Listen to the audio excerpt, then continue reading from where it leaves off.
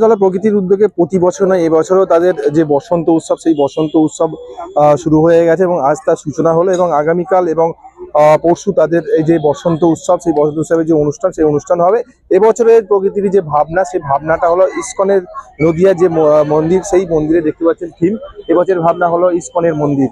কারণ এই যে এই দোল পূর্ণিমা রাধাকৃষ্ণ থেকে শুরু, তারপর রবীন্দ্রনাথ ঠাকুরের বসন্ত উৎসব সব মিলিয়ে আজকে দেখতে পাচ্ছি চণ্ডীতলা একটা উৎসবে মেতে উঠেছে এবং আমার পিছনেই সকলে রয়েছে, তারা আবির খেলায় ব্যস্ত। কারণ কাল থেকেই শুরু হচ্ছে যে প্রকৃতির যে অনুষ্ঠান সেই অনুষ্ঠান আগামীকাল থেকে শুরু হচ্ছে, যাতে আগামীকাল কোনো রকম কোনো অসুবিধা না হয় তার জন্যই আজ তারা আবির খেলায় মেতে উঠেছে। এবং আগামীকাল যে অনুষ্ঠান হবে সেই অনুষ্ঠানের আজকে তাদের মিটিং হলো এবং মিটিং এর পরিকল্পনাটা বুঝিয়ে দেওয়া হলো এবং যার যা দায়িত্ব সেই দায়িত্ব আজকে দেখলাম যে প্রকৃতির যে চেয়ারম্যান ডক্টর সুবীর মুখার্জি যিনি তা বুঝিয়ে দিলেন। প্রত্যেক বছরের মতো আমাদের এবছর থেকে আনুষ্ঠানিকভাবে সূচনা হয়। এবারে তার সঙ্গে একটু আনুষ্ঠানিক উদ্বোধনটা আমরা করে নিলাম। ধীরে ধীরে আমরা চাইছি যে আগামী দিন এই বসন্ত উৎসবটা 3 দিনে নিয়ে যেতে, কারণ বহু শিল্পী তাদের আমরা জায়গা দিতে পারছি না বা তাদের আমরা সুযোগ দিতে পারছি না পারফর্ম করার। তাই এবারও বসন্ত উৎসব আগামী কাল এবং পরশু মূলত হবে। বহু শিল্পী আসছেন কৌশালী, সৃজা আগামী পরশু থাকছেন কিংবদন্তি সঙ্গীত শিল্পী নচিকেতা, মুম্বাই খ্যাত রাজবর্মন থাকছেন, হেমন্তর কণ্ঠে সত্যজিৎ, অলিভিয়া, এই সকল শিল্পী। এবং আগামীকাল এই এলাকার সকল নৃত্য গোষ্ঠী এবং বাচিক শিল্পী যারা থাকেন, ছোট ছোট বাচ্চারা প্রশিক্ষণ দেন, তাদের সকলকেই স্টেজে পারফর্ম করার সুযোগ প্রত্যেক বছরের মতো দেওয়া হবে। তাই আগামীকাল আর পরশু রঙে আবিরে সকলের মনের মিলনের মধ্যে দিয়ে সবার রঙে রং মেলাতে হবে, সবার সাথে রং মেশাতে হবে এই মন্ত্রে। প্রতি বছরের মতো এবছরও চণ্ডীতলা প্রকৃতির বসন্ত উৎসবের জন্য সমস্ত চণ্ডীতলা বাড়ি অপেক্ষা করছে এবং তার কাউন্টডাউন শুরু হয়ে গেছে আজকের এই বর্ণাঢ্য উদ্বোধনের মধ্য দিয়ে।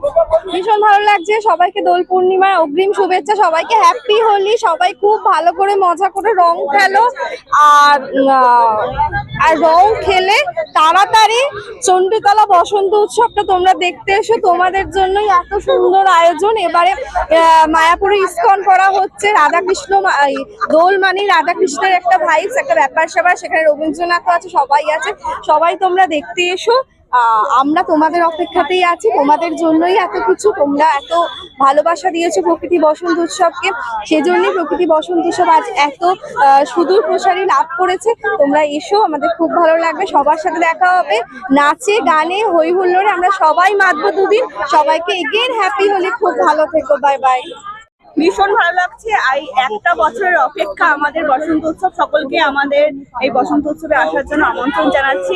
দাদা যে এই আমাদের সংগঠনটা তৈরি করেছে, আজকে যে সমাজের দিকে তাকায় না, আর এই দাদা হচ্ছে আমাদের দাতা রূপে সকলকে একত্রিত করে এক সুতোয় বেঁধে রেখেছে, এটাই হচ্ছে আমাদের দাদা।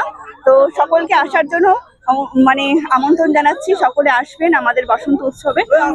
আর দাদাকে অসংখ্য ধন্যবাদ এরকম একটা সুন্দর অনুষ্ঠান আমাদের হুগলি জেলার মধ্যে সুন্দর অনুষ্ঠান মানে করার জন্য। আর এই হচ্ছে আমাদের চণ্ডীতলার টিম, যেটা হচ্ছে দাদার জন্যই কিন্তু আজকে এই চণ্ডীতলার টিম দাঁড়িয়ে আছে। আমার নাম মৌসুমী। এবং এটা 3 ক্যাটাগরিতে হবে যেটা জানতে পারলাম। প্রথম সারিতে থাকছে অডিয়েন্স, তারপরে ভিআইপি এবং প্রিমিয়াম ভিআইপিরাও থাকছেন, কিন্তু মাঝে দেখতে পাচ্ছেন সেই ইসকন মন্দির আমার পিছনেই রয়েছে এবং মহিলারা এবং প্রকৃতির যারা সদস্য তারা সকলেই কিন্তু আজকে এই মাঠে উপস্থিত রয়েছে এবং তারা মিটিং অ্যাটেন্ড করলেন। এবং তার পাশাপাশি মিটিং হওয়ার পরেই আমাদের সুবীর মুখার্জি যে বক্তব্য দিলেন প্রেস মিট করে এবং সেটা বক্তব্য দিলেন এবং দেখতে পাচ্ছেন সবাই একে অপরের গায়ে তারা আবির দিয়ে মেতে উঠেছেন। আপনারা কি বলবেন অবশ্যই কমেন্ট করবেন। খবর পেতে নজর রাখবেন বিএনএন বাংলা, সবার মনে সবার।